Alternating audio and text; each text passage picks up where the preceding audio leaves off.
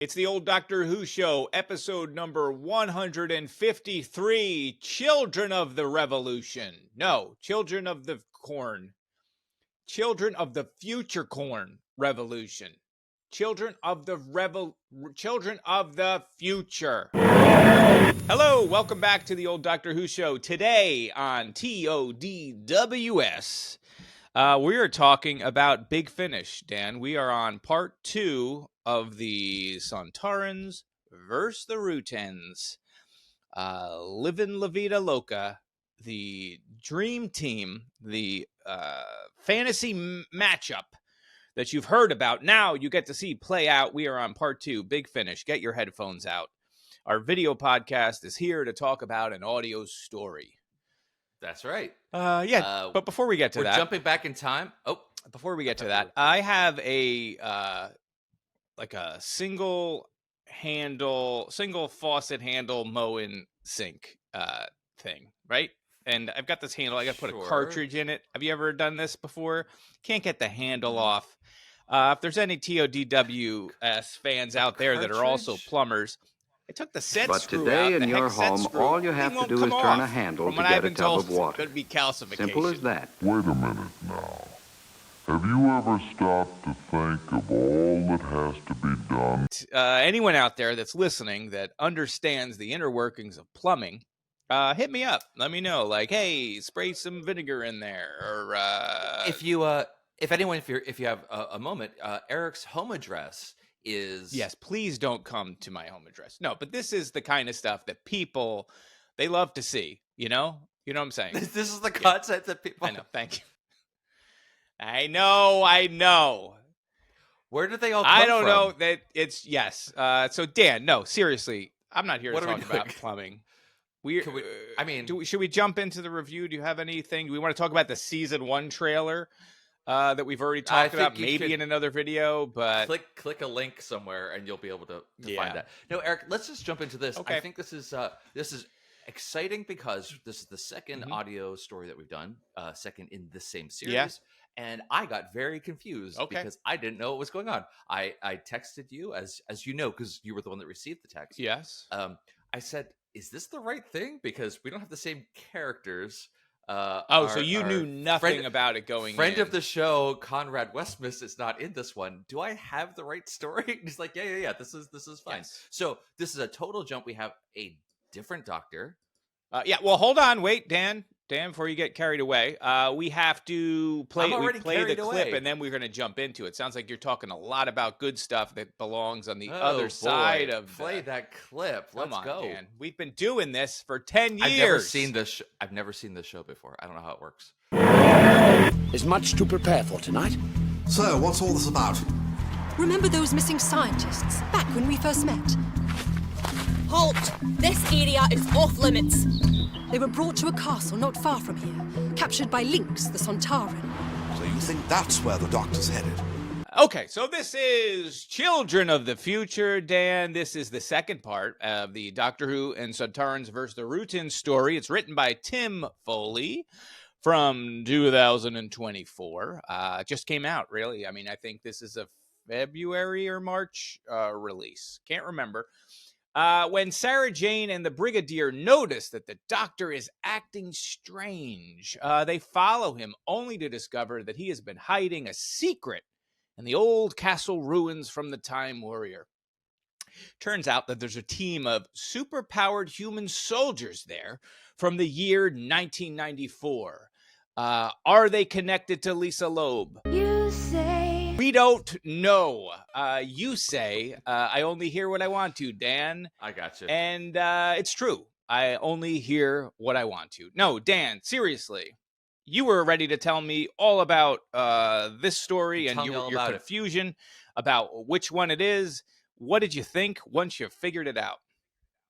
Well, once I figured out that I was in the right time zone, I was incredibly excited to hear a Pertwee story with Lethbridge Stewart, with the break, all your favorites. We got Sarah Jane, we got a cast of half a dozens. I was just very excited to see what this was going to be compared to the other audio story, which is the first audio story I've actually ever listened to to its completion for Doctor Who. This was great. My overall opinion, so much fun. I thought it was a really good story. I don't want to get we'll obviously talk about the actors who picked up these characters, but I think overall they did an incredible job. It was a fun story. I didn't really know where it was going to go, so they got me with some of like the misdirects and like the mystery of it, which was super fun. I liked it. I think it was a great story. Eric, tell me how much you hated it. I couldn't stand it. No, that's not true. That's not true at all. I think my thoughts and feelings, not my feelings, but my thoughts about things, it was a fun, interesting, self-contained adventure, sort of and generally speaking, totally fine, right? And enjoyable. Totally fine, enjoyable. No real. I feel like the main strength of the piece was the acting.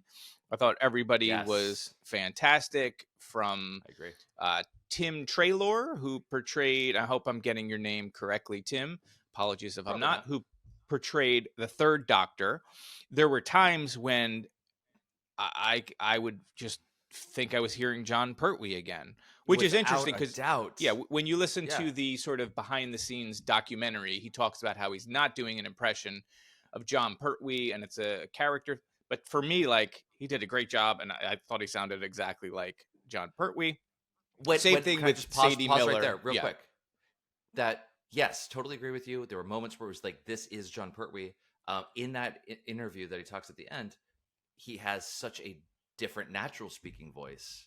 Yeah. That, I mean, obviously, hey, he's a professional actor. He knows what he's doing. But to say, like, I'm not doing impression, I'm keeping the spirit of the character, it's like, yes, but no, you're really nailed it. Just absolutely. Anyway, I just wanted they were all good in their own ways, and they all had moments, I think, where it's like, yeah, this actually sounds like the Brigadier you would from the forget show. that this actually sounds like Sarah Jane. But him, there was a specific moment which was like, that's incredible. Yeah, I thought he did a great job. Sadie Miller was very nice. It's the daughter, Elizabeth Sladen's daughter, Elizabeth Sladen, which I knew going in already. So I didn't know that at all until the interviews at the end, which was just that was very sweet, and she did a great job. And Wonderful. John Colshaw, again, hope I'm getting your name right, who portrayed the Brigadier. Personal favorite. I thought he was amazing. Mm-hmm. He also sounded exactly like Nicholas Courtney.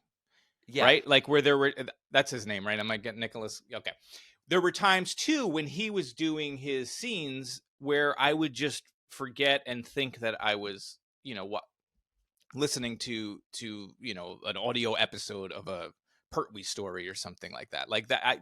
They did a great job of really losing themselves in the character. And I felt like he was one of the strongest pieces of and it kind of is a story that is way more focused on them, Sarah Jane and the Brigadier, than it is on the Doctor. The Doctor's almost like an ancillary character.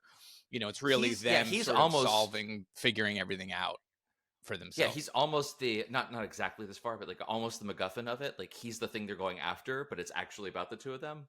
Until the maybe the last third of that. It was good. It was good though. I liked totally it. Agree. I mean, I wish a little bit more that it was more connected to the first story that we listened to. There's no obvious connection. There is like in the way that the first story is set up at the end. There's that little bit, and at the end of this, the Doctor's like, "Hey, I've been looking at those maps, and they want to go to Ireland." You're like, "Oh, our first story took place in Ireland." So there is a connection, but it's very classic Who. These are standalone things. Like you did not have needed to have listened to part one. You can just listen to part two. So the connection is a little bit more, this could have been any story, and then they just sort of plopped it in. So that would be my only complaint, was I wish there was more connective tissue between the two things, and that there was a little bit more of the mystery revealed than just, as far as I know, like, hey, they're looking at Ireland. We've already been in Ireland. I guess there's the one bit all the way at the end when you hear I I guess it's a Rutan voice saying like we've got the DNA sample or whatever Yeah, of yeah, our yeah. target, who I'm assuming is the doctor, but Must be the doctor. we don't know. Yeah. Although who knows? I mean, there could be another. It Yeah, was no, good. I It was agree with good. you. I enjoyed the story. Well, it'll be interesting for us to see how this like we were talking about another conversation. How does the overarching thread reveal itself among all four stories? So maybe it is this subtle-ish thing that really comes to the head at the end. Really interested to see how that comes together. I agree with everything you said, particularly with the characterizations. I think John Colshaw as the Brigadier was incredibly strong. What I want to ask you though is, I'm trying to remember. I think he leaned into one of the ways that Nicholas Courtney portrayed the Brigadier, where he's kind of this sardonic in a way, and also a little dismissive and a little bit gruff. Oh, especially in the beginning, like especially that in the scene beginning with Sarah Jane, where she's like, "Oh, you're looking nice. Where are you going?" And he's like, "What do you want?" Like, yes, he doesn't even answer other moments her. where you can, like, it's very awkward. you could almost hear his eyes rolling Yeah. in certain parts. And I'm trying to remember, is that more like the Brigadier in this era of stories when it was Pertwee and Sarah Jane, as opposed to later appearances of? Because I feel like over time the Brigadier's character actually softened a lot in those ways. Yeah, I think so. I mean, I can't remember specifics, right? He felt very much as I remember him in that time. Yeah. I thought it was cool. I mean, you could have gone so many different ways with that character, and I think he really leaned into a particular aspect. I think one of the biggest mysteries for me is sort of the character of Stanley, who is Stanley, co-creator of Marvel Comics with Jack Kirby. No, yep. Stan. He always shows up in. Yeah, Stan Lee tells a story about how, I mean, he's a Rutan. We're going to be spoiling this story. At the end, it's revealed he's a Rutan.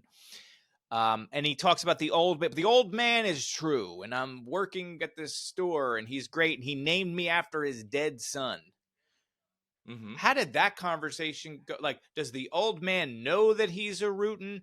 Did he say, I have no name? I'm going to call you Stanley now after my dead son? Because clearly he's supposed to be a 24, 5-year-old. Yeah. How does he not have a name? He could only have said, "Oh, my name is also Stanley," but he goes, "I was named after his dead son."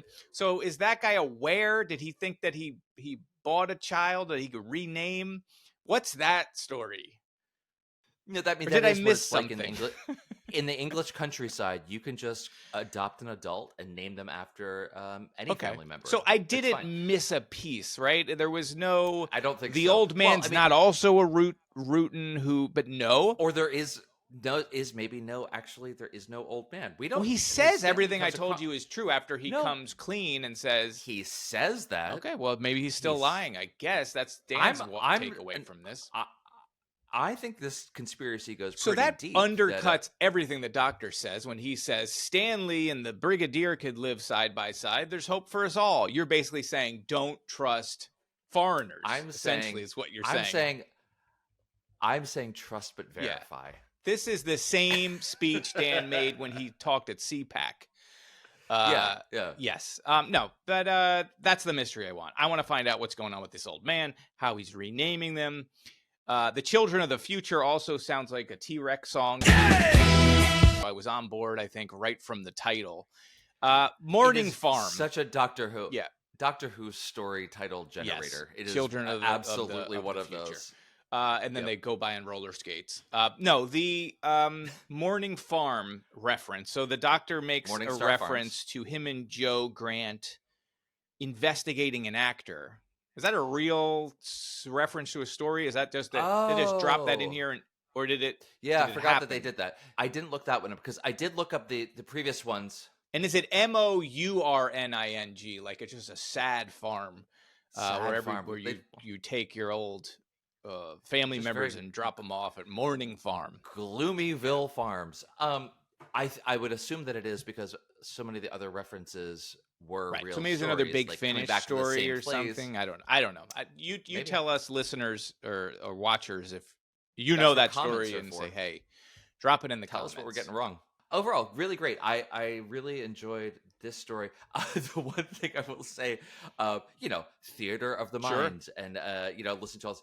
they really leaned on the gravel Foley art. They had a lot of that going Just on. a lot. And I did gravel. appreciate the Brigadier making mention to when he gets into the time tunnel, and he's like, "There's he just starts describing the area. The rocks are very green here, and they're to the touch. They're very."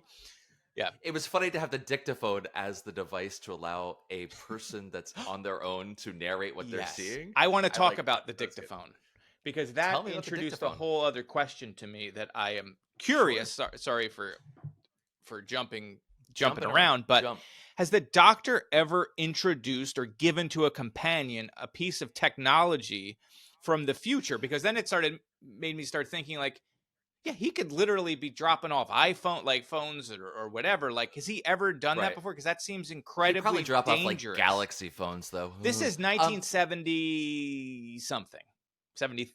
Yes, I don't know what year the because this takes place. I don't know how many years after Time Warrior. It doesn't actually say. It just says it's somewhere near the end of Pertwee's life, though, because he makes that mention. But okay, so we don't know what the time is. Too. But anyway, it's from like 1998. Does she say 7? So that's pretty far in the future for him to be dropping off tech. Yes, Dan, you have an answer. So I have an answer. Well, it's one of two things, but Sarah Jane actually explains it. So the Doctor's saying that he's trying to figure out what he's like without Unit and able to work on his own, just like he wants to set up Unit to work without him, because like you mentioned, he obliquely references kind of coming to the end of his time as this Doctor. So Sarah says, you wanted us to figure this out. You were leaving clues. Specifically, you left the paper out. You gave me a dictaphone that was 3 years after the time that you're describing in 94. Yes. When there's this crisis. If there's this crisis, then it couldn't have happened. Either you explicitly wanted us to, or you subconsciously were doing it not knowing that you actually needed our help and was doing this. So it is. But does he take it back? Because it opens up a whole different it breaks. Okay, that's true. Well, I'm just thinking but no, you're right. Yeah, like then it's like, oh my God, medicine. Like you go back in time and then save a whole bunch of lives if you just introduce this thing. But he's never done that yet. He's doing it with this. Yeah, it doesn't matter. It's all fine. I mean, he's a time lord. Maybe he knew that it was going to break and become in a time tunnel, and no one's ever going to see it again. So it wasn't going to be something that could interrupt time. Concept of the time tunnel too, right? So it took me a little bit to think back, like Time Warrior. When they started talking about the Time Warrior, I was like, I kind of remember there being a Sontaran saw the potato grabbing people from time, but the idea that there's like time residue from the explosion that seeped into the walls of the cave. He could give you a lecture on quantum blah, blah, blah, whatever. Sure. Yeah, but that's his TED Talk. I don't know if that gets resolved, or does that mean that from this story onward, there is literally a time tunnel? Now, I know they destroy it and they destroy that part of it, but there's multiple. But he says it branches out. So are we going to... I imagine that's part of the overarching story, how they're getting to Ireland, and it's very interesting. I don't know. I haven't quite figured it out. Like because how are the Sontarans, if the Rutans are using this time tunnel network, how are the Sontarans? They're not also using the same network. No, they're using their own time jumpy thingy. Did we ever figure out how they? We just reviewed this thing, and I can't remember why the Sontarans think they're Romans. Do you recall? Oh yeah, why did they think they were Romans? It's all fine. Oh my God, we really can't. It was literally the last thing we did. That's more on us, an inability. I only have so much space. We are addled old. Yeah, I only have so much space, and I'm just. We are addled old Gen Xers who can't remember any of this. I don't know. I don't have anything else to say. Did you get? Well, maybe one more question. Throw it out there. Yes. Maybe because I'm a dum-dum, I don't try to figure out mysteries as they're being told to me. Like I just like to go with it and let them reveal the thing. And then if it's like the Sixth Sense, that type of thing, I'm not going to try to solve what's actually going on. But when they reveal, it's like, oh, I see. That's great. I love that ride. I'm not one of those people that wants to solve the Agatha Christie murder before you get to the end of it. What are you, a monster? Okay. But so I I was along for the ride with the whole.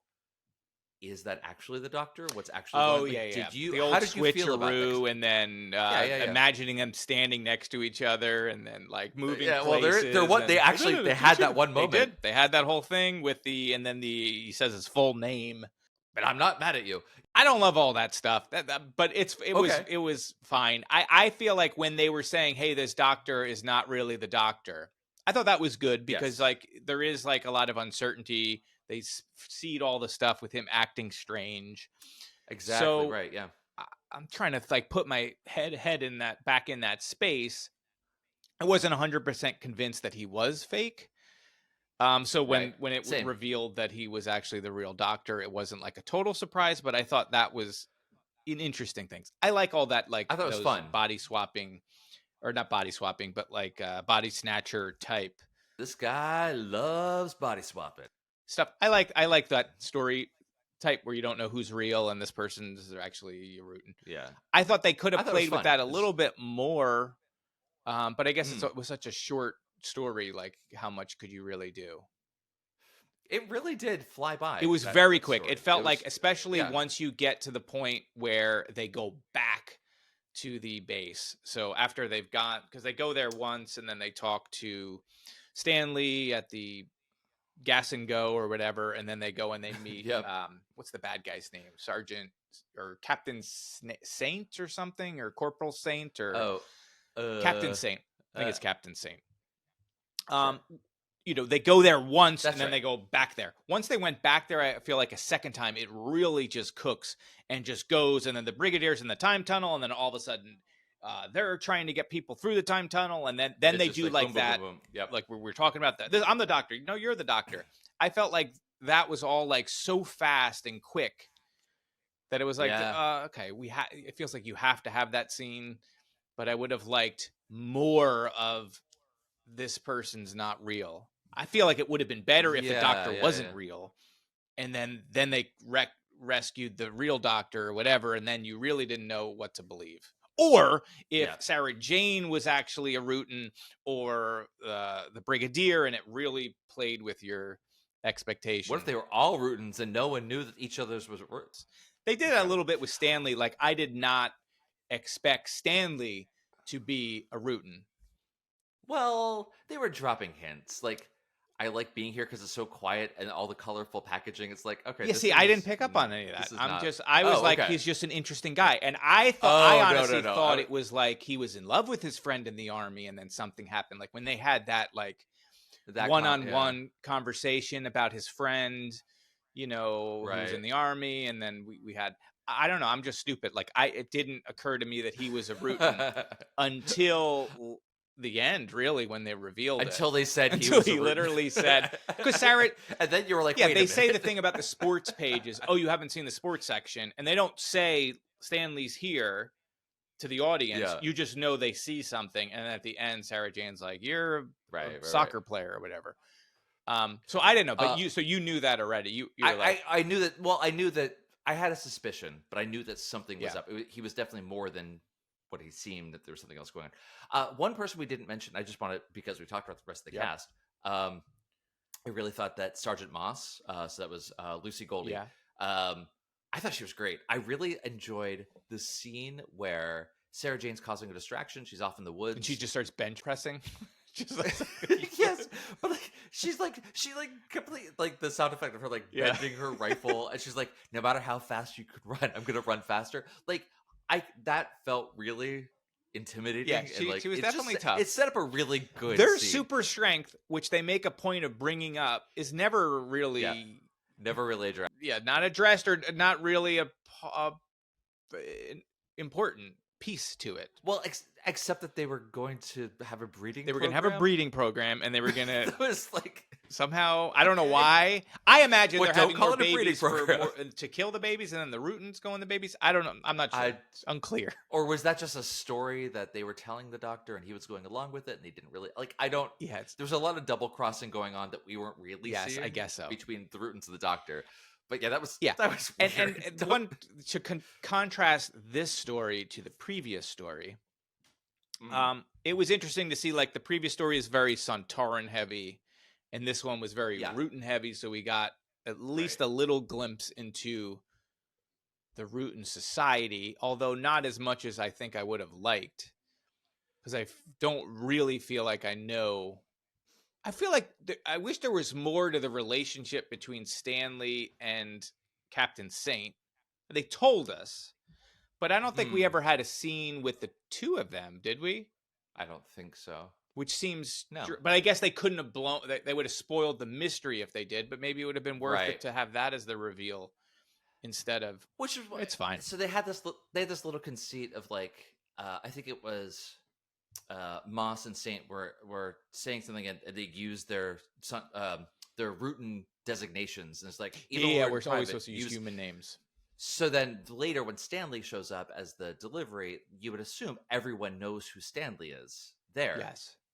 They do sort of like at least but they don't make reference to it. Like, oh, it's you.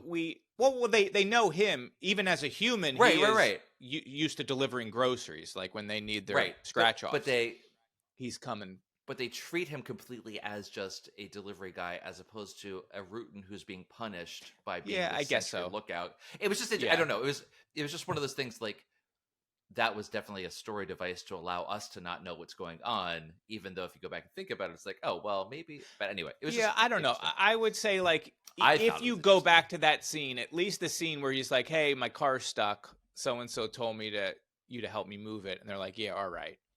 You can sort of read that as, oh, they know who he is. I guess right? you could. I mean, I guess. They know who he is as another Rutan verse, whatever. I guess. Sure. One piece that I thought was good, which... this made me think that obviously the super soldiers from 1994 were Rutans, was when he's telling that story of the invasion and he says settlements instead of cities. Like when he said that, I was like, that's a kind of a weird thing. Settlements was a weird thing. Sarah Jane obviously points that out as one of her pieces of evidence. And it's like, oh, okay, that didn't, it was like a good way of doing something that's just slightly different. Didn't they do that in Battle of Giants Causeway too? There was like weird, they didn't quite use the same term, but anyway, I totally agree, and it definitely caught my ear as it was supposed to, but I didn't put it together. I just thought, oh, in this weird time, in this 20 something years between now and 94, something happened. It's not cities anymore, like something else happened. It was settlements. I think like, even so the Brigadier's like maybe it's just go 90s lingo. And she's like, that I was like, maybe not. But I definitely thought like, oh, there's just it was something a wild else time going on at this timeline. It was a wild time. I remember the 90s, right? If you could remember the 90s, you weren't there. It's good. I mean, there's going to be a third one soon or not soon. I don't even know when it's out. So I guess we'll probably be doing that one too. It's out. Well, according to the TARDIS wiki, it shows that it's supposed to be released March of this year. Oh, maybe it's already out. March is it's probably already over. out. So it's already out. I'm on the site now, Good. and it is with Colin Baker, which is cool. So we have Colin Baker and India Fisher and Charlie. Oh, that's interesting. Yeah. So yeah. So maybe we'll connect. It'll connect more with Giants Causeway. Yeah. See, I don't know enough about like this whole this one, though. Big Finish world. Like we know from Giants Causeway, you know, her role with that doctor. But was she also a companion for Colin Baker, or is she just in this here? Could be interesting to find out. I guess we got to find out. We'll find out. Cool. Well, we'll do that one next. So, folks, if you want to hear us babble more about audiobooks from Big Finish, please like and subscribe, and we'll have those in your feed. We're going to continue to do small bits of things here and there until we get to season 1 of the new Doctor Who, which Eric and I are both talking and excited about. So check that out in the feed. If you haven't seen it already, we have a little mini react. Yes. And if you got this far and you like this and you like Dan and you like me, consider if you can tolerate me and you like him, you got to pre-order Goblin, Wolf in the Well, available right now for pre-order. You go to your favorite bookstore, go to your library, go to your comic book shop. Go to Eric's now's house the time. And pick up a copy. Again, Eric's home address. You go to my home address. Honestly, if you're going to buy the book, you come to my home address. I don't care, because now is the time to get pre-orders. It's very, very important, because if we get a lot of pre-orders, then they push the book more. Amazon, if there's a lot of pre-orders and it opens strong, they'll show it to more people. So it makes a huge difference. So thank you. Be like this guy and go to Amazon.com right now and pre-order. Okay, so that's it. There we go. Thank you. Thanks, everybody. Thank you. We'll Yes. Where's my robot? You know?